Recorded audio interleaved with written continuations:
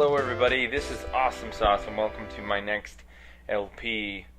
Let's play Lagoon. Lagoon is an awesome RPG from the 90s for the SNES. My favorite games. I can't tell you how many hours I spent playing this game in my youth. By the way, that girl has nothing to do with the video game. I don't know what she's doing there, really.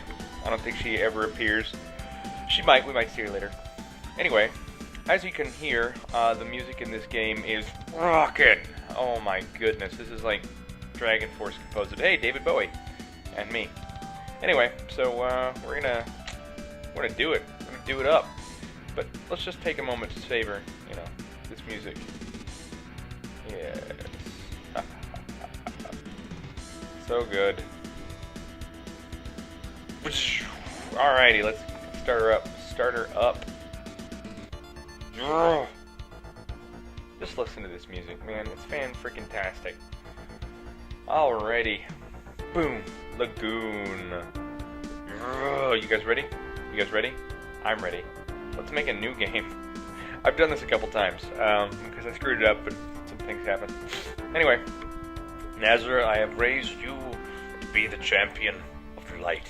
A pretty standard, JRPG premise, or actually just fantasy premise. I'm the good guy. I've been raised by Beardo here. Oh, he's creepy. That mustache is just creeping me out. Now it is time for you to fulfill your destiny. Listen carefully. The water around Lakeland has recently become muddy. Must be a sign of something evil. The muddy water must have something to do with the demons that are appearing everywhere. I want you to find out their cause and bring pure water back to this land. First, you should go to Atland, which you know well. Anyway, Atland is, I don't know, our hometown. And we're back. Boosh! As you can see, it's a top-down RPG. Talking to people can be helpful, but in Atland it's really not, unless you need to know what's going on, I suppose. But, okay, so premise of the game, water's muddy, we gotta defeat the demons. Bam! First thing we're gonna do while we're in town is go to the mayor's house, which is the most gigantic house in the world. Now we need to see the mayor, but, oh, he's not here! He went to the worship site. Yeah. The way you start this game is a little convoluted, but the thing I like about this game is the action starts up really quick. You know, you get right into the first dungeon, like, bam. Also, another thing to remember, this is an action RPG. It's not turn-based. There's no charging of weapons to be done. You simply, you know, hack and slash, you know. The only problem is your sword is the size of a toothpick for the entire game. It only varies in strength, so watch out for that. Okay. What's up, dude? Let's talk. Look for someone? Maybe? So, what's it mean to you? By the way, I just mentioned to the cleric that the water's getting muddy. Never met before. What could be causing this? Well, I don't know, Tom Selleck. Holy crap, what's happening? There's a problem. What? It's so noisy. What are you doing? You're noisy in a church. I don't care what your problem is. The man who just came out of the cave. Pant. Start badly, pant. Anyway, please come right away. Epic transition. Okay, and there he is. Demons! Demons are in the cave. Giles is also in the cave. So if the demons are in the cave and Giles is in the cave, it probably means that Giles is in the demon. I'm just saying. A man stumbled out of the cave and fell to the ground. I can't talk or read. Do you hear that music? Let's just take a moment to savor. Let's take a moment to savor the moment. Listen to that. Love the music in this game. What a tragedy. Giles is in the demon's cave. Yeah, but don't go help the old, you know, guy who's lying on the ground. No, of course not. Okay, now we go back into Atland. Happy times. We gotta talk to the priest, or the cleric, or whatever you want to call him.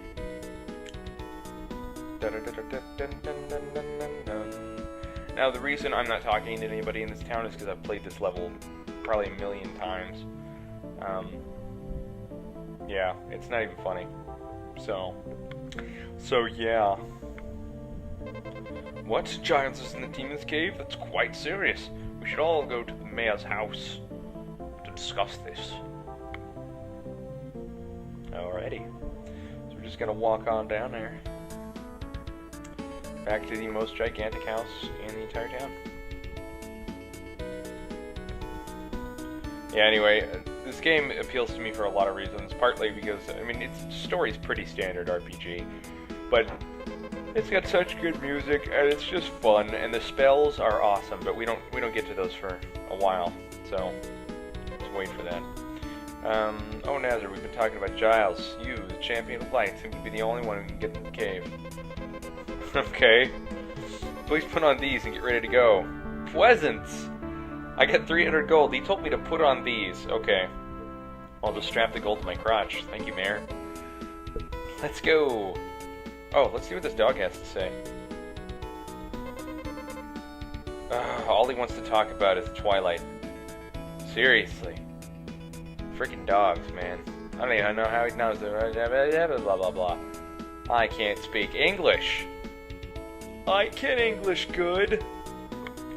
Also, I'm using SNES 9X right now, because apparently the SNES on the Mac is Lagfest McLagerson. Seriously, his name is Lagfest McLagerson, and the SNES is a he. It's ridiculous. And the weapon shop is always the one with that little, usually at least, is the one with that little weapon on the side. Going to meet Mr. Mustache. What do you want? What do you want? Oh, crap. I always have trouble getting hold of the buttons in this game. They're in weird places. No, the talk button is different from the confirm button, so it's a little irritating. Let's get some armor. Yes. Oh, yeah. Yeah, doing a dance, Okay. Of course, the start menu. Right here, we've got items, we've got magic, we've got equipment, and we've got our save button. Save button, and you can save any time during the game, which is nice. So you can just, like, basically end up anywhere. It's beautiful. Of course, we're level 1. We have no money, no experience, and we're gonna go into a demon's cave. Wonderful. So, crap. I always forget the confirm button is different than the talk button. It bothers the crap out of me. Anyway, okay, to equip, you just, use the directional pad over and pick which one you want. Eventually those will go out to the side, depending on which weapons or armor we have. Right now we got the, we got the basic stuff. So, let's do it. Let's go. Oh, crap. How long have I been playing? I didn't set a timer. Okay, I have no idea. Screw it. We'll go to the Demon's Cave and I'll stop somewhere around there. Alright, so we got our stuff. Just trying to start up the action and see how quickly the action starts in this game. There's not a whole lot of story. It's just, it's meant to be, an action RPG, and also we can jump, which makes me happy. I like RPGs that let me jump. I just feel more free for some reason. And here's my toothpick sword. How do you like that? Pretty sexy, eh? I don't know the names of all the bad guys in this game either. I think this guy's name is Ashura. Oh, he's a jerk too. He's easy to get hit by. At the bottom you've got your player health and your enemy health. Depending on who you're attacking, the enemy health changes, obviously. And enemies will bounce off of you as long as you're not attacking, usually. If you're facing towards them, because, you have your shield. So, these guys move really erratically, so it's hard to predict their movements. I think these are some of the hardest bad guys in the whole freaking game, actually. Like, once you get, more health and stuff, it's easier, but until you get, a lot of health, it's hard to hit these guys and stay alive, because, it's 3 hits and you're dead from these guys until you start leveling up. Also, it doesn't tell you when you level up. Your health and your MP, your magic points to the side there. As you can see, we have 3, but we're not going to be using that for a while. Those go up when you level up, but it doesn't specifically tell you. It doesn't go, Nazar has leveled up to level 1, or level 2, it doesn't say that. It just starts going up. So you'll need to check or keep an eye out for your level, because it will change without your knowledge. which I suppose is not bad necessarily, but it does make things a little harder sometimes. I hate these guys. So easy to get cocky and get killed by these dudes too, because they move erratically. I mean, seriously. Some of the other enemies are so much easier to kill just because they move in straight lines. They don't just change path randomly. Yeah. Okay. I think I'm going to try to get to level 1, and then we're going to go ahead and end the episode. This dungeon's pretty straightforward. I mean, it's got some dead ends in it, and by the way, enemies respawn, so be careful of that. They will come back and rape your face.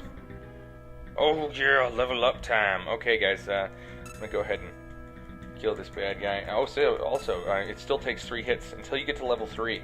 It still takes 3 hits to kill the Assurance, so I think that's what they're called. I'll make a list of enemy names for next time.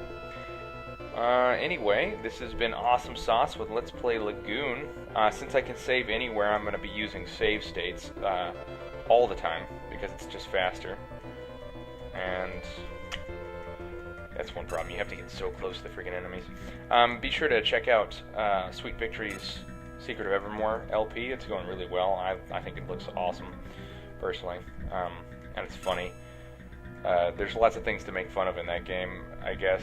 You know, I mean, it's fun, and it looks like a good game, but I mean, there's just more funny things going on, like literally things that are supposed to be funny.